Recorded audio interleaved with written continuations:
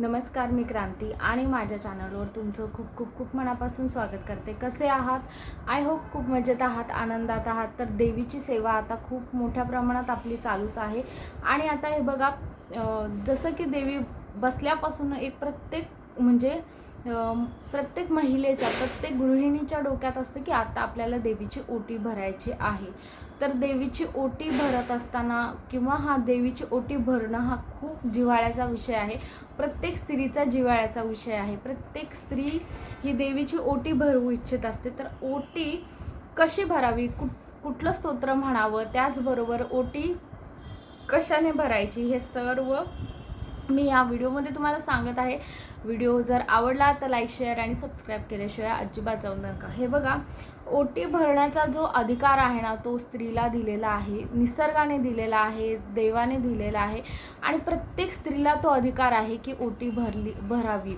प्रत्येक स्त्रीची ओटी भरली जाते. प्रत्येक स्त्रीला म्हणजे ओटी भरण्याचा अधिकार आहे. तर प्रत्येक स्त्री ही ओटी भरू शकते. फक्त जर तुम्ही गरोदर असाल तर तुम्ही ओटी भरू शकत नाही, कारण तुमची प्रत्येक गरोदर स्त्रीची ओटी ऑलरेडी भरलेली असते. बाळ असतं तिच्या पोटामध्ये, म्हणून ती ओटी भरू शकत नाही. अदरवाईज प्रत्येक स्त्री ही ओटी भरू शकते. हे बघा, जसं कुठलीही मुलगी असते, कुमारिका असते, तिचं जसं लग्न ठरतं, साखरपुड्यामध्ये फळांनी तिची ओटी भरली जाते. त्यानंतर लग्नात तिची ओटी भरली जाते. त्याच्यानंतर लग्न झाल्यानंतर घरात तिची जेव्हा पाठवणी होते तेव्हा देखील तिची ओटी भरली जाते. त्यानंतर ती स्त्री जी आहे ती प्रत्येकाची ओटी भरली जाते. जिथे सवाष्ण असतं, सवाष्णीचे जेवण घातलं जातं, तिथे स्त्रीची ओटी भरली जाते. घरात आपल्याकडे नवीन कोणी नवरी आली, पाहुणे आले तर आपण ओटी भरतो. आणि आपण कोणाकडे गेलो, कोणाची पाठवणी असेल तर ओटी भरल्याशिवाय जात नाही. म्हणजे ओटीचं आपल्याशी खूप मोठं कनेक्शन असतं. आपल्याला एक खूप छान अधिकार दिलेला आहे की आपण नवनिर्मिती करू शकतो. दुसरा अधिकार, दुसऱ्यांना बरेच सगळे अधिकार आहेत, परंतु स्त्रीला हा एक एक्स्ट्रा अधिकार मिळालेला आहे, जी स्त्री नवनिर्मिती करू शकते. तर ओटी भरण्याचा जे खास कारण आहे ते हेच आहे की आपलं आणि देवीची जी नाळ आहे ती खूप घट्ट जुळली जावी आणि आपलं आणि देवीचं जे रिलेशन आहे ते जास्तीत जास्त अगदी स्ट्रॉंग व्हावं, ह्याचसाठी आपल्याला ओटी भरायची असते. तर ओटी भरत असताना मुख्यतः काय काय करायचे आहे, तर हे बघा, ओटी भरत असताना ओटीचं जे साहित्य आहे ते काय आहे, तर हे बघा, पहिले तर खण, नारळ आणि साडी. साडी ही जरीच्या काठाची असावी, खण असावा, नारळ असावा, कारण या सर्वांमध्ये ज्या आहेत त्या सात्विक लहरी असतात. सात्विक लहरी देवी आता घट स्वरूपात बसलेली आहे आणि ते आपण जेव्हा ओटी भरतो त्यावेळेस सात्विक लहरी आपल्यापर्यंत पोचण्याचं काम जे आहे ते ह्या नारळातून, खणातनं आणि जी जरीची साडी आहे त्यातनं होणार असतं. त्यामुळे ओटी भरत असताना ह्याच वस्तू हव्यात की जरीची साडी असावी. जशी तुमची ऐपत आहे तशी घ्या. जरीची साडी, खण, नारळ आणि तांदळानेच देवीची ओटी भरायची असते. त्याचबरोबर 16 शृंगार जर तुमच्याकडे अवेलेबल असतील तर ते घ्या. आणि एक छोटी ओटी जी देवीची येते ती देखील घ्या, ज्या ओटीमध्ये हळकुंड, बदाम, अक्रोड असतात, त्याचबरोबर छोट्या बांगड्या वगैरे असतात. ते सर्व ती जर ओटी असते ती पण घ्या. फळं तुम्ही घेऊ शकतात. आणि शृंगाराचे जे साहित्य सांगितले त्यात कंगवा, टिकली, बांगड्या, त्याचबरोबर पावडरचा डबा, लिपस्टिक म्हणा, काजळ, बांगड्या, नथ किंवा असं रुमाल, ह्या ज्या सर्व काही साहित्य आहे, बांगड्या, त्याचबरोबर जोडवं, हे जे काही देवीला हवं आहे शृंगाराचं साहित्य ते तुम्ही ठेवू शकतात. त्याचबरोबर ओटी भरायची असते तर ती भरत असताना एक गोष्ट पहिली लक्षात घ्या की ओटी भरत असताना हे जे साहित्य तुम्ही ताटामध्ये ठेवणार त्यावेळेस तुम्हाला नवार्ण मंत्र म्हणायचा आहे, ओम एम ह्रीम क्रीम चामुंडाईचे.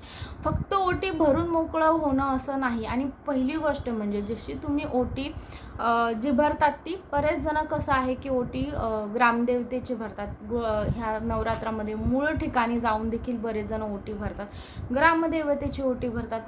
अजून 7 देवींची 5 देवींची कोणी नवरात्रामध्ये ओटी भरतं. हे बघा, ओटी तुम्ही कितीही भरा, परंतु तुमच्या घरातील जी देवी आहे, घरात जो सूक्ष्म स्वरूपात देवीचा वास आहे, त्या घरातल्या देवीला घटापुढे जी ओटी भरली जाते त्याला कशाचीही तोड नाही. कारण ती देवी तुमचं सदैव रक्षण करत असते. ती देवी तुमच्या घरात तुमच्यासोबत आहे. त्यामुळे पहिले घरातल्या देवीची ओटी भरा, मग बाकीच्या देवींची देखील तुम्ही ओटी भरू शकतात. ओटी कधी भरायची तर सप्तमी, काही जणांकडे सप्तमी, अष्टमी, नवमी भरलं जातं. तर अष्टमी आणि नवमी ह्या तिथीलाच देवीची शक्यतो ओटी भरावी.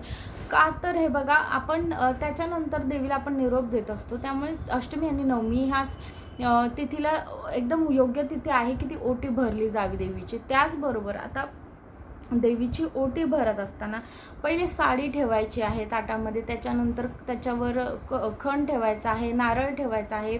नारळ ठेवण्या अगोदर तुम्ही तिथे हे ठेवा, तांदूळ ठेवा, तांदळानेच देवीची ओटी भरा. त्याचबरोबर त्याला हळदी कुंकू लावा, तुमच्याकडे वेणी असेल, गजरा असेल ते ठेवा.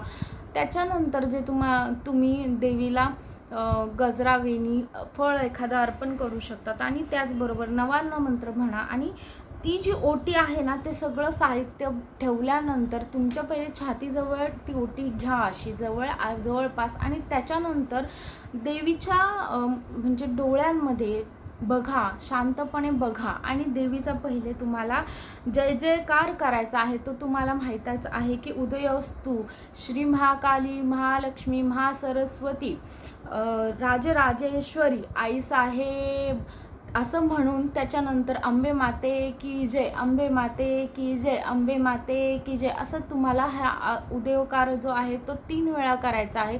त्याच्यानंतर देवीच्या ज्या आहे डोळ्यात बघा आणि शांतपणे ज्या तुमच्या हातातनं चुका झाल्या आहेत त्यांची तुम्ही देवीला माफी मागा. तुम्ही एक प्रकारे देवीची मुलंच आहात, त्यामुळे देवी तुम्हाला माफ करेल. आणि त्याबरोबर तुम्ही देवीला कुठलीही तुमच्या हातनं झालेली चूक असेल तर त्याच्यासाठी माफी मागा. आणि हे बघा, ओटी भरत असताना तुम्ही देवाला म्हणजे देवाला काहीतरी देत असताना काही मागू नका, फक्त माफी मागा, क्षमा याचना करा. त्याचबरोबर आपल्याकडनं देवीची अखंड सेवा होतच राहावी एवढीच प्रार्थना देवीला करा. देवीची ओटी भरा. ओटी भरून म्हणजे काय तर ती तुम्ही अगोदर खांद्यावर पदर घ्या, त्याच्यानंतर ती जी ओटी आहे ती देवीच्या पायाशी लावा, घटाच्या पायाशी लावा. त्याच्यानंतर जे साहित्य आहे, 16 शृंगाराचं जे साहित्य आहे ते देखील तुम्ही देवीच्या पायाशी लावा, चरणांशी लावा आणि मूळ ठिकाणी परत ठेवा. इतकंच आहे ओटी भरण्याचं शास्त्र. तर ह्या ज्या शास्त्रामध्ये अजून एक महत्त्वाची गोष्ट राहिली की ती ओटी भरून झाल्यानंतर ज्या सात्विक लहरी मी तुम्हाला सांगितलं त्या तुमच्यापर्यंत पोहोचण्याचं काम हे जे आहे ते कुंजिका स्तोत्र करत असतात. त्यामुळे ओटी भरत असताना नवर्ण मंत्र म्हणा, क्षमा प्रार्थना करा, त्याचबरोबर जय जयकार करा. त्याचबरोबर शेवटी देवीची ओटी भरून झाल्यानंतर ज्या सात्विक लहरी आहेत त्या तुमच्यापर्यंत पोहोचण्यासाठी तुम्ही देवीचं जे स्तोत्र आहे ते म्हणजे कुंजिका स्तोत्र त्याचं पाठन करा. कारण तुम्हाला माहीत आहे की कुंजिका स्तोत्र एक असं गोपनीय स्तोत्र आहे जे स्तोत्राचं पठन केल्यानंतर तुम्हाला साक्षात जे देवीचं दुर्गा सप्तशती ह्या ग्रंथाचं पठन केल्याचं तुम्हाला पुण्यफळ प्राप्त होत असतं. त्याच्यामुळे लक्षात घ्या की कुंजिका स्तोत्र एक असं स्तोत्र आहे ते म्हणा आणि त्याच्यानंतर देवीचे हात जोडून प्रार्थना करा की आपल्या कुटुंबावर म्हणजे तिचं छत्रछाया राहू दे आणि आपल्याकडनं तिची कायम अशीच सेवा घडू दे. इतकीच तुम्हाला देवीला प्रार्थना करायची आहे. आणि त्यानंतर जो विषय येतो तो म्हणजे देवीची जी ही ओटी आहे त्याचं काय करावं. तर ओटी जर तुम्ही मूळ ठिकाणी जाणार असाल लवकरात लवकर तर तुम्ही घेऊन जाऊ शकतात. हा जो वेणी आहे, गजरा आहे ते तुम्ही घालू शकतात. तर आणि मूळ ठिकाणी तुम्हाला जाणं म्हणजे वर्षातून एकदा तर जावंच. आणि हीच ओटी तर तुम्ही घेऊन गेलात तरीही चालणार आहे. परंतु मूळ ठिकाणी जायला जर तुम्हाला उशीर होणार असेल तर तुम्ही त्या वस्तू वापरू शकतात. शृंगाराचं सगळं साहित्य तुम्ही वापरू शकता. साडी पण तुम्ही वापरू शकतात.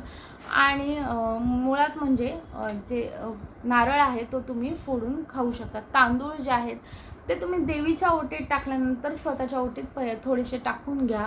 आणि पहिली गोष्ट म्हणजे जे तांदूळ आहेत ते तुमच्या धनधान्याच्या जे डबे आहेत त्याच्यात ठेवा. तुम्हाला कशाचीच वर्षभर कमतरता राहणार नाही. इतकी छान अशी देवीची ही ओटी भरण्याची सेवा. हे बघा, देवीची ओटी भरणं हे देखील एक प्रकारे सेवा आहे. नवरात्रामध्ये घरातल्या देवीची ओटी अवश्य भरा, आवर्जून भरा. त्याचबरोबर जर देवीची ओटी भरत असताना दक्षिणा ठेवायला अजिबात विसरू नका. थोडी का होईना ओटीमध्ये दक्षिणा ठेवा. दक्षिणा किती तुमच्या इच्छेनुसार ठेवू शकता तुम्ही, 100 रुपये, 500 रुपये, किती. आणि जर त्यात दक्षिणा तुम्ही गोरगरिबांना देखील दान करू शकता. त्याचबरोबर तुमच्या घरात जर समजा एखादी वस्तू तुम्हाला घ्यायची असेल म्हणजे देवघराशी रिलेटेड, तर त्या दक्षिणेच्या जी आहे ना तिचा वापर तुम्ही करू शकतात किंवा तुम्ही त्याचं गुप्तदान देखील कुठेही करू शकतात. तर ओटी भरल्यानंतर त्या ओटीचं काय करावं, ओटी कुणी भरावी, कशी भरावी, किंवा ओटी भरत असताना कुठलं स्तोत्रमंत्र म्हणायचे आहेत, हे सर्व मी या व्हिडिओमध्ये तुम्हाला सांगितलेलं आहे. ओटी भरण्याचा आपल्याला अधिकार का आहे, किंवा ओटी भरत असताना कशा रीतीने कुठल्या वस्तू ठेवायच्या आहेत, हे सर्वच मी या व्हिडिओमध्ये सांगितलेलं आहे. व्हिडिओ कुठल्याही कारणाने आवडला तर लाईक, शेअर आणि सबस्क्राईब केल्याशिवाय जाऊ नका.